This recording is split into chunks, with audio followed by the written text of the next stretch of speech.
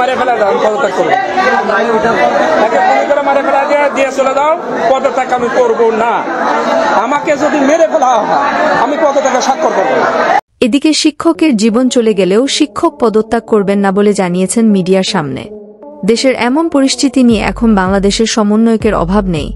ঘাটে মাঠে সদর ঘাট পর্যন্ত এখন সমন্বয়ক দিয়ে ভরপুর দেখা যাচ্ছে।